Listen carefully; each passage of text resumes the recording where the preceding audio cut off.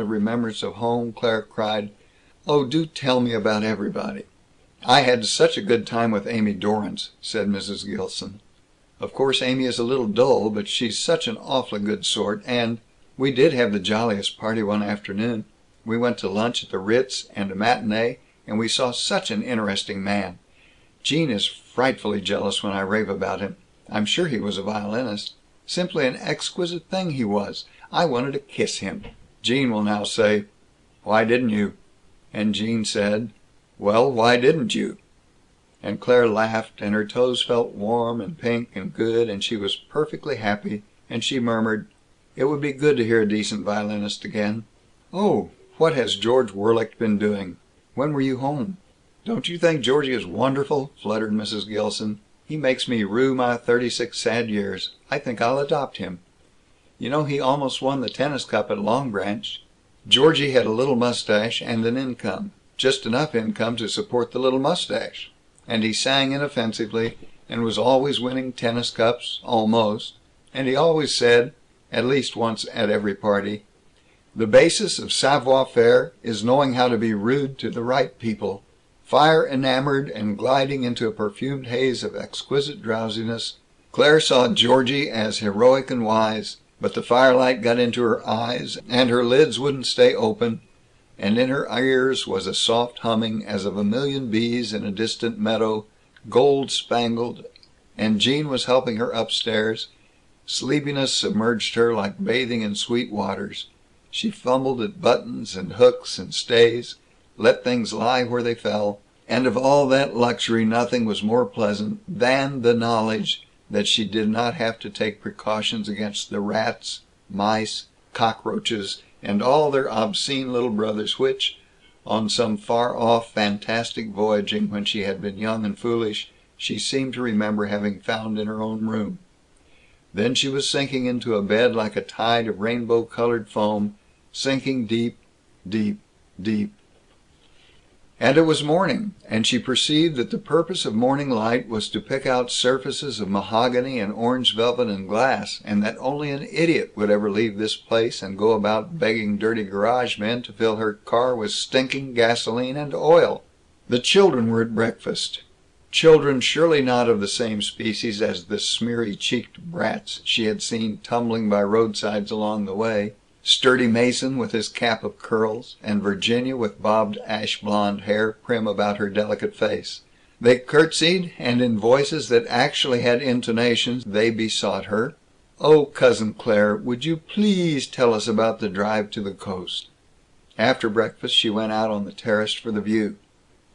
In Seattle, even millionaires and the I.W.W. and men with red garters on their exposed shirt sleeves who want to give you real estate all talk about the view. The view is to Seattle what the car service, the auditorium, the flivver factory, or the price of coal is to other cities. At parties in Seattle you discuss the question of whether the view of Lake Union or the view of the Olympics is the better, and polite office managers say to their stenographers as they enter, "How's your view this morning?" All real estate deeds include a patent on the view, and every native son has it as his soundest belief that no one in Tacoma gets a view of Mount Rainier.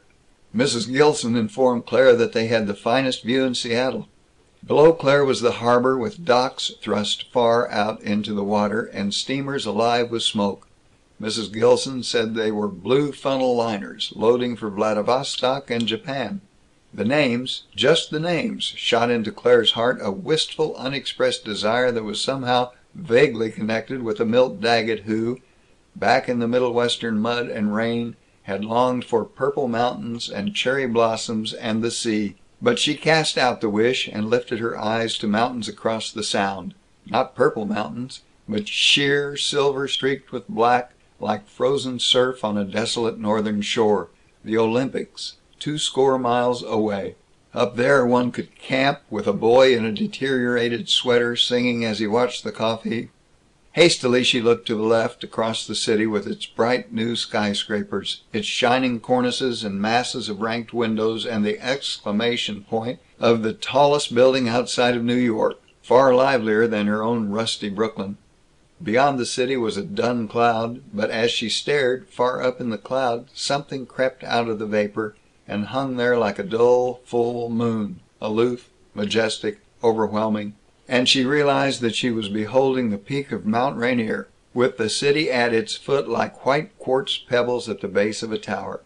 A landing stage for angels, she reflected. It did seem larger than dressing tables and velvet hangings and scented baths. But she dragged herself from the enticing path of that thought, and sighed wretchedly. Oh yes, he would appreciate Rainier, but how? How would he manage a grapefruit? I mustn't be a fool, I mustn't. She saw that Mrs. Gilson was peeping at her, and she made herself say adequate things about the view before she fled inside, fled from her sputtering, inquiring self. In the afternoon they drove to Capitol Hill. They dropped in at various pretty houses, and met the sort of people Claire knew back home.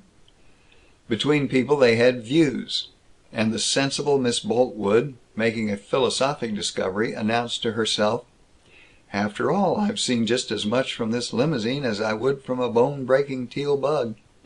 Silly to make yourself miserable to see things. Oh yes, I will go wandering some more, but not like a hobo. But what can I say to him? Good heavens, he may be here any time now with our car. Oh, why was I insane on that station platform?" End of chapter 24.